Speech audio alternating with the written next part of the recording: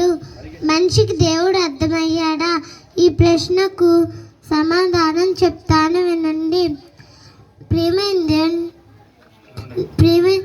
ఒక తల్లి తన కూతుర్ని అర్థం చేసుకుంటుంది, ఒక భార్య తన భర్తను అర్థం చేసుకుంటుంది, ఒక ప్రేయసి తన ప్రియుని అర్థం చేసుకుంటుంది, ఒక టీచర్ తన స్టూడెంట్ని అర్థం చేసుకుంటుంది.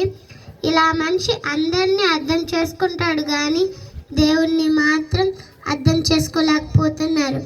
ఎన్ని చేసినా ఎంత ఇచ్చినా మనిషి దేవుణ్ణి అర్థం చేసుకోవడానికి బదులు అపార్థం చేసుకుంటున్నారు. మనుషులు ఎక్కువగా గుట్కాలు, మత్తు పదార్థాలు, మత్తు పానీయాలు తిని తాగేవాణిని మనం చూసినప్పుడు ఎందుకండి వీటిని తిని ఆరోగ్యాన్ని పాడు చేసుకుంటున్నాడు అని అడిగితే, బ్రదర్, దేవుడు అన్ని సృష్టిలోనే పెట్టాడు కదా, తాగితే తప్పేముంది అంటాడు. అంటే వీడు దేవునికే కౌంటర్ వేస్తున్నాడు.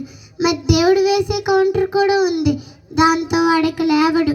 అది ఎలా ఉంటుందంటే, నాయన సృష్టిలో జీడిపప్పు పెట్టాను, గన్నేరు పప్పు పెట్టాను, మరి జీడిపప్పే ఎందుకు తింటున్నావు, గన్నేరు పప్పు ఎందుకు తినటం లేదు అని దేవుడు అడిగితే వాడు ఏమైపోతాడండి? అందుకే దేవుని కౌంటర్ వేయాలని చూడకండి, మీరు ఎన్కౌంటర్ అయిపోతారు. దేవునికి సెటిల్ వేయకండి, దేవుళ్ళో సెట్ అవ్వండి. దేవుడు మీ మంచి కోరాడు కనుకనే మంచి ఆహారం తీసుకో అని అంటున్నా, దేవుని మాట వినుకున్నా దేవుడిని అపార్థం చేసుకుంటున్నావు.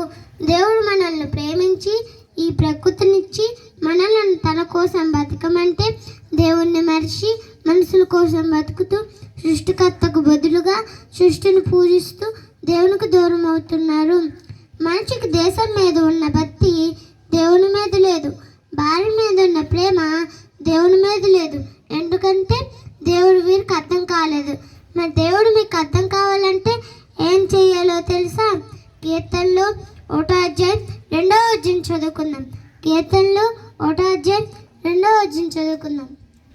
యెహోవా ధర్మశాస్త్రం నందు ఆనందించుచు దివారాత్రము దాన్ని ధ్యానించువాడు ధన్యుడు అని అన్నాడంటే దేవుని వాక్యాన్ని ఆనందంతో చదవాలి.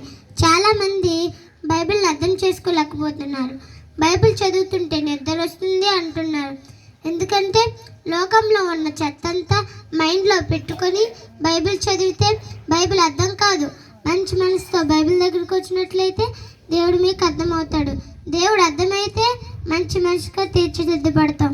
కాబట్టి బైబిల్ సరైన రీతిలో చదివి సరైన వాక్యాన్ని దేవుణ్ణి అర్థం చేసుకొని మీ జీవితాన్ని సరి చేసుకోవాలని కోరుతున్నాను. అందరికీ వందనం.